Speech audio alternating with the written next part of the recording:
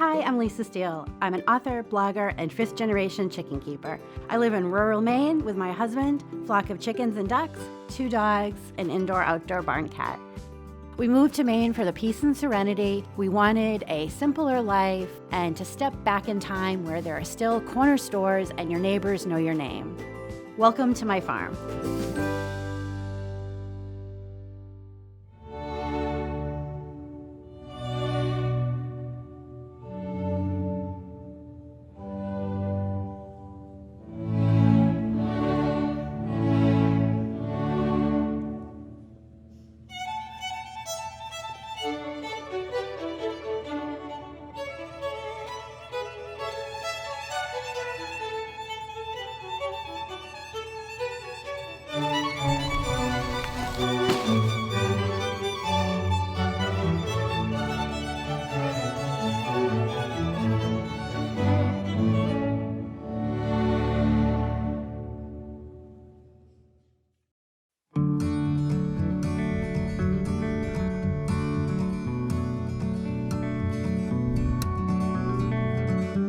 Maine has lots of coastline and ocean and beaches, but there are also lakes and streams and inner waterways, and there's lots of water sports that people do in the summer, and you can hike the Appalachian Trail or go to Acadia or some of the state parks. There's just so many opportunities for outdoor activities in the summer in Maine. Because we have animals, it's hard, obviously, for us to go away for long periods of time together. So instead, we tend to just do day trips, and we'll pick a town that we've never been to, drive out, enjoy the scenery along the way, and then enjoy whatever the town has to offer, grab a quick lunch, and then head back home. And it makes a nice day trip, and we can still be home to take care of the animals. Today on the farm, I'm going to get some gardening done and then head inside for some homemade ice cream. I've also got a fun DIY to share with you and some helpful summer tips for your chickens.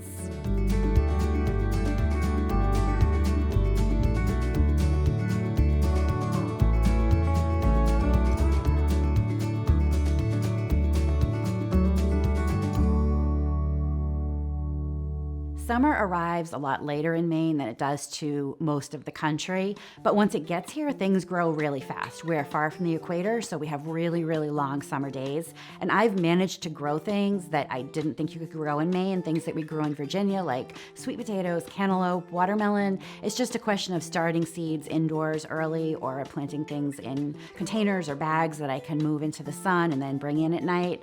But I've really been happy about how well my garden does grow in Maine.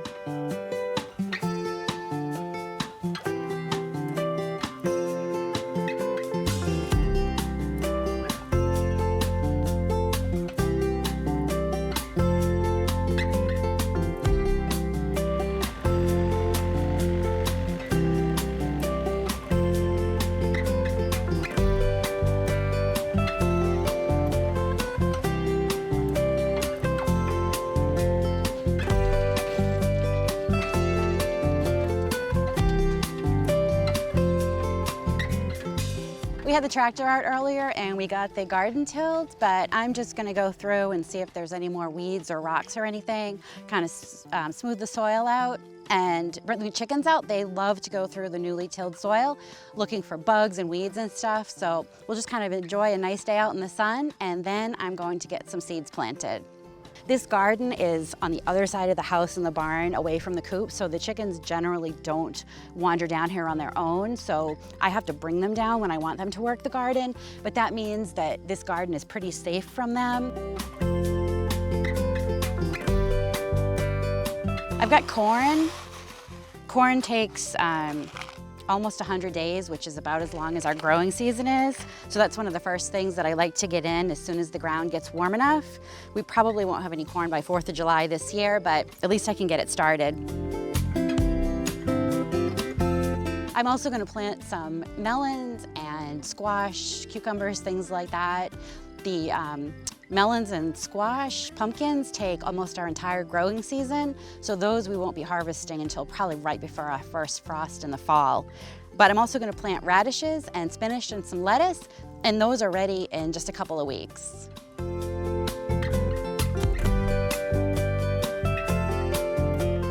I do have a separate garden that is completely enclosed from the chickens, but also from the deer and raccoons and wild turkeys. Some of the things that they tend to eat more, like peas or tomatoes, peppers, the lettuces I do plant inside the covered garden, but I find that the potatoes and beets and radishes and things that grow underground generally don't have to worry about deer or the bunnies eating. They might nibble on the greens, but for the most part I don't worry about fencing that stuff in.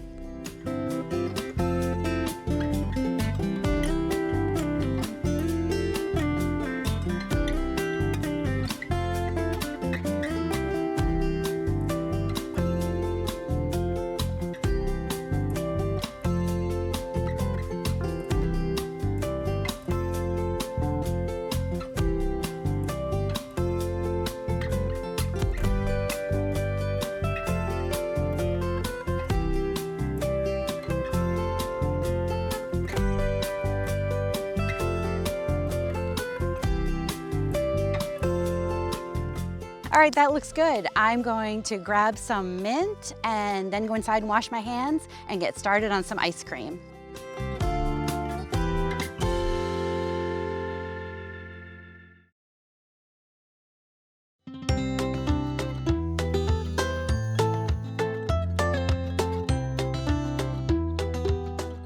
We love going for ice cream, but I also love to make it at home. If you've never had ice cream made from your own eggs, you are in for a treat. When I was a kid, my mom used to take us to the lake swimming a lot in the summer after we finished our chores. And then on the way home in that old paneled station wagon, we would stop at the local ice cream place. And just such good childhood memories, and ice cream is just such a summer treat. Well, here we don't have an ice cream place that's super close, so I love to make ice cream at home.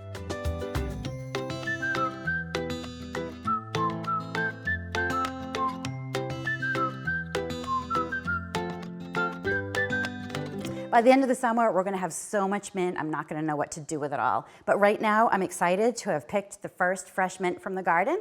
So we're gonna make some ice cream. One of my favorite flavors is mint chocolate chip. And of course, I'm using eggs from the coop and mint from the garden. So to get started, I'm gonna head over to the stove and get some mint leaves simmering in milk and cream. To the quart of whole milk that I have in my saucepan, I'm going to add 2 cups of heavy cream and 50 fresh mint leaves that I sort of rub between my fingers a little bit just to bruise them and get some of the essential oils going. Then I'm gonna heat that over medium-high heat, stirring it occasionally just until bubbles start to form around the edges. While I'm waiting for the mint to infuse into the milk, I'm going to whisk together my sugar, salt, and egg yolks. Pour 2 cups of sugar into a small bowl and add a teaspoon of salt and then 4 egg yolks. Then I'm going to whisk it until combined.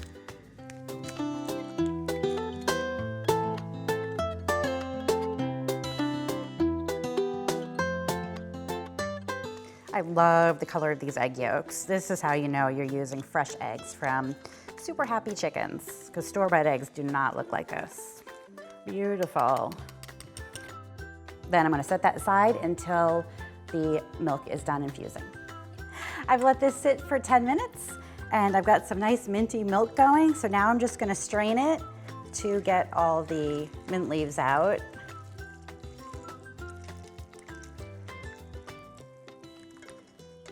Then I'm just going to ladle a little bit of the milk into my egg mixture.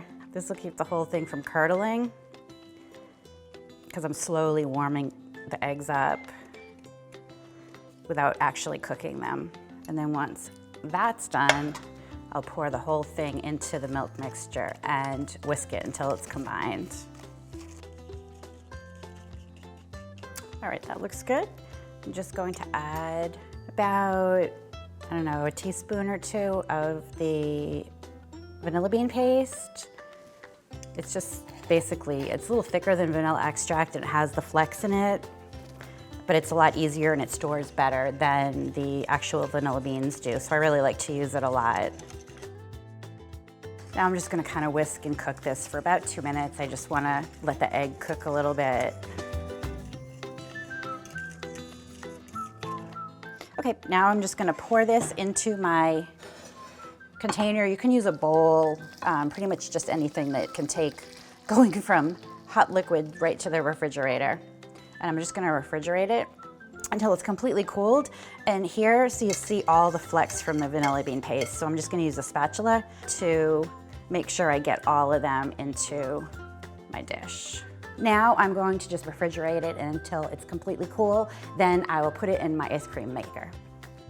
So at this point, you want to read the instructions for your ice cream maker. In my machine, I basically pour it in and let it process for about 25 minutes.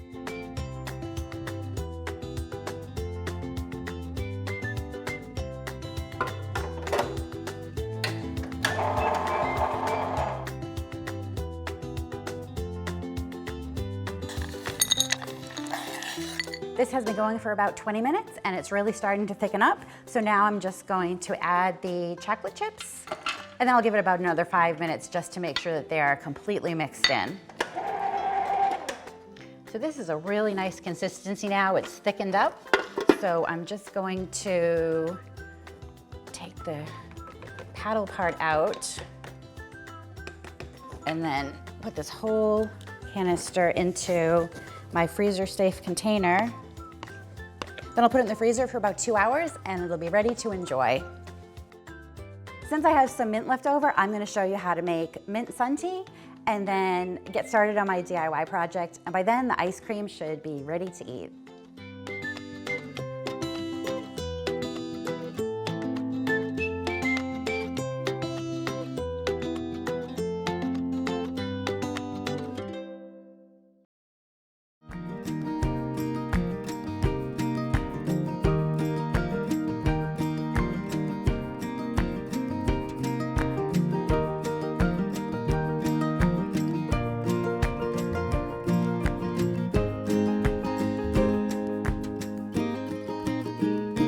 Summer is a great time to make iced sun tea. Basic sun tea is just tea bags and water in a pitcher or container set out in the sun for a couple hours, or you can add some tasty add-ins. First, I want to start with some fresh raspberries. We have a raspberry patch out back that we discovered, I think the second year we were here. We cut back some brush and found this gorgeous raspberry patch. Any kind of berries will work just fine. I've got the fresh mint leaves left over. So I'm gonna add some of them. I like mint in my tea anyway, so these work really well. I'm just gonna take the leaves off of the stems. And then a few slices of lemon just brightens up the tea flavor. You can just put those lemon slices in just like that. And then last, I'm just gonna add a couple tea bags. I usually use about 5 or 6 for this size container. Just put them in there. You want to hang on to the ends of them because they're kind of hard to fish out if you don't hold on to them, and just kind of tuck them in there.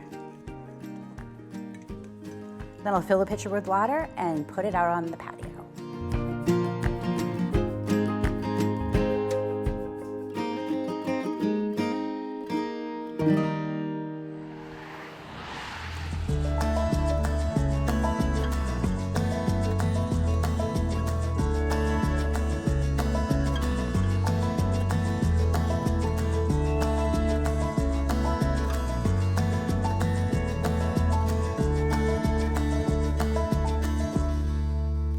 You can't drive far in Maine without coming across a vegetable stand or farm stand, egg stand, flower stand. It seems like everybody's got something that they're selling or sharing this time of year. So I decided to have some fun and make a cute stand that I could put out by the road and share some of our fresh eggs, maybe some flowers and produce, and of course some of my fresh sun tea.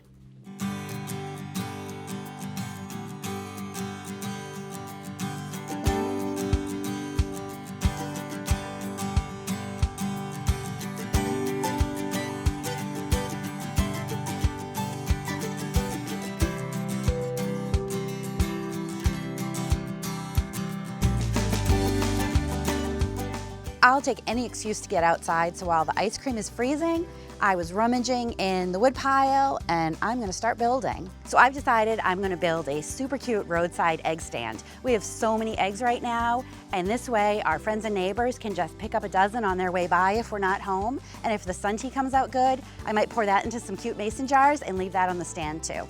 We always have leftover pallets laying around. I think it's like a sickness. Anytime I see one on the side of the road, I have to stop and throw one in the back of the car because you never know when you can use it. I put feed bags on them to keep them up off the ground, and I store the straw bales on them. So it's always good to have pallets laying around.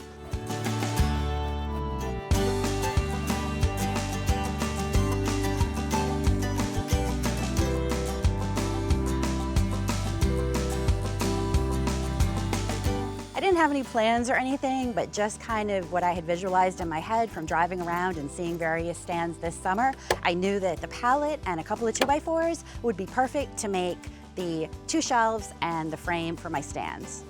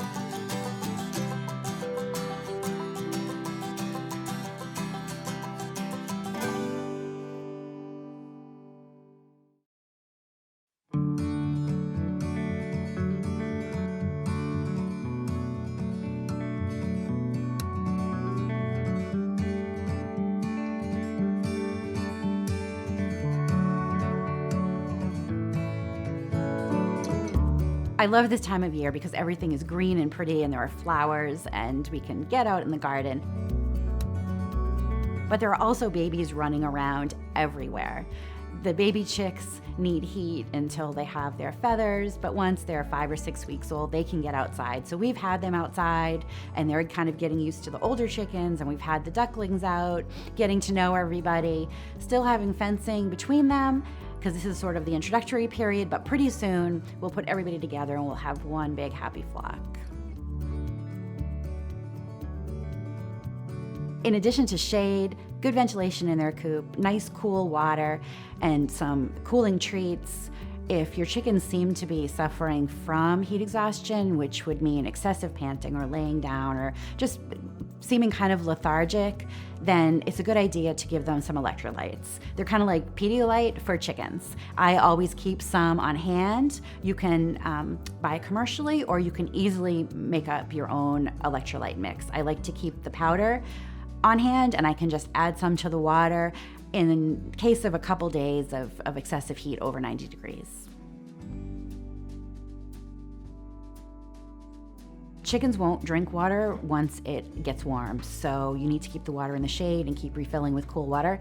If you're at work all day, it's a good idea to put some ice cubes or freeze a loaf pan of ice and put it into the water to keep the water cooler longer.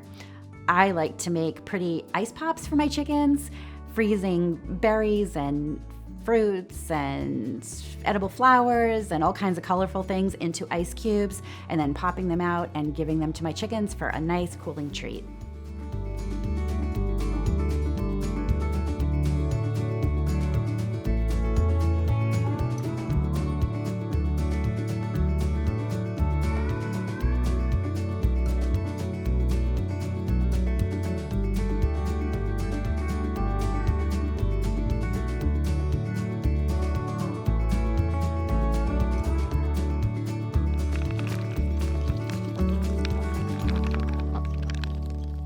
Have I mentioned how much I like ice cream?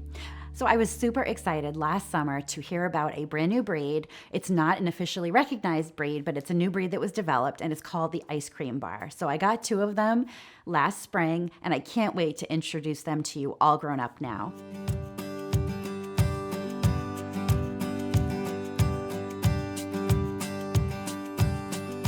I wanted to introduce you to one of my ice cream bars. As I mentioned earlier, they are a crossbreed, half Swedish ice bar, half cream leg bar, so ice cream bar, so super clever name. They're really smart chickens, they're great foragers, they're really good about keeping an eye out for predators. They're not a great lap chicken, not like some of my other breeds like the Australorps or really anything in the Orpington family. These chickens are pretty nuts. They're quick, they're smart, they don't really like to sit in your lap. She's plotting her escape right now. But they're great layers, they lay blue eggs, and they're really active, friendly, they're not a problem. With the other chickens, they blend in well to the rest of the flock. But if you're looking, if you're looking for a lap chicken, you probably don't want an ice cream bar. I am happy that I got them. I have two, one speckled like that and one is solid black. Their names are Chip and Josephine. That was Chip. But they really are good at free ranging and watching out for predators. They're cold hardy, so they are a decent breed if you're not looking for a really kid-friendly lap chickens.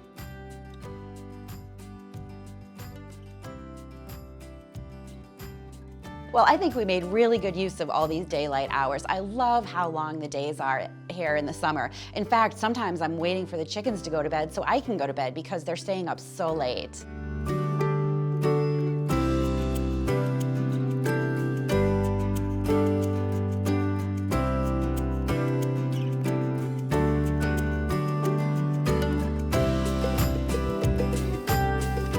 We got some good work done in the garden, made the sun tea, I got some eggs cartoned up to put on the egg stand for our neighbors, and of course made some delicious ice cream.